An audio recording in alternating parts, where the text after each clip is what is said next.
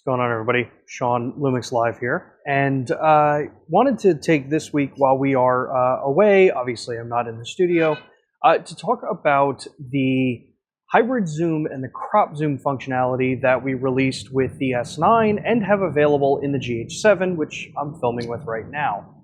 So we're going to take a few minutes, walk through how the system works, what you have to do on the camera to activate it, and what it's actually doing behind the scenes so that you have a better understanding of how maybe this can be a good use in your various different applications for filmmaking and for photography. So let's jump into it and take a look on my S9. Okay, so the first thing that you're going to want to do with hybrid zoom is you're going to want to go into the camera menu. You're then going to want to go into either the photo or the video main menu here, which will always be the one up at the top. So right now, you'll be able to find the hybrid and the crop zoom option in the bottom others part of the submenu. You'll see that I have hybrid zoom turned on, but if I were to go in here and go to the set option, I'll have two choices that I can make here as to how I want to edit or adjust the way this is displayed. So focal length display setting, this will tell me in two separate ways what the magnification is with the optic and digital zoom being paired, or it'll tell me what the composite focal length is. So that will tell you, hey, this is equivalent to, say, 125 millimeter instead of, say, 40 millimeter, 60 millimeter, that kind of range. So in this case, I'm going to leave it on the composite focal length. And then you'll see another option here, effect at wide angle. Effect at wide angle is going to basically tell the camera, hey, at the wider angle field of view, use more optical before you step in and start adding digital. This is a really useful piece when you're working with, say, ultra wide angle lenses, where maybe you don't want it to jump so fast right off the gate the second you start to move the zoom ring, and you want to have it kind of ramp in a little bit slower. Longer telephoto lenses, this isn't as big of a kind of piece to maybe be too concerned about, but this will get you a really good experience when you're shooting in, as I said, that more of an ultra wide angle. So what does hybrid zoom look like when it's on, right? So to start with, you'll see here we are at ultra wide angle.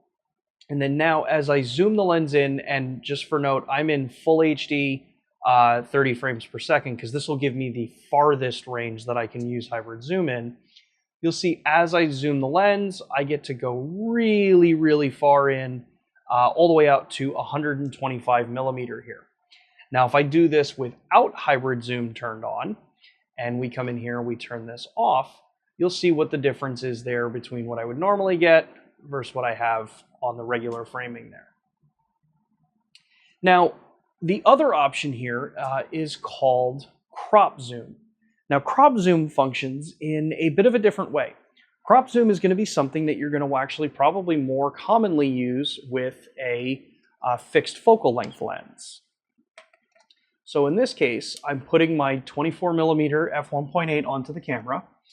And what you'll notice, obviously with a fixed focal length lens, I have no ability to adjust the zoom on it, right? I would have to physically move back and forth to change the field of view that I'm capturing content at.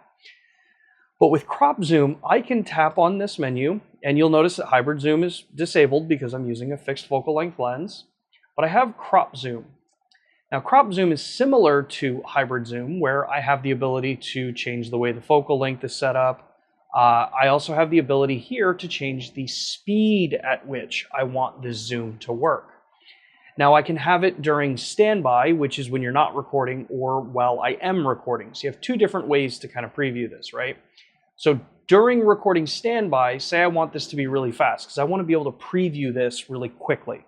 But when I'm actually in recording, I want this to actually go maybe a little bit slower, because I want to use this as maybe a smoother punch in instead of really quick, crash zoom, right?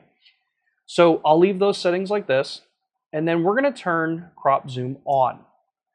Now, what you'll notice is that on the screen, you get the touch interface on the S9, and all you have to do to make this work is now just tap and drag on the slider here, and I can zoom my fixed focal length 24 millimeter lens all the way into a 75mm lens when I'm using this crop zoom function.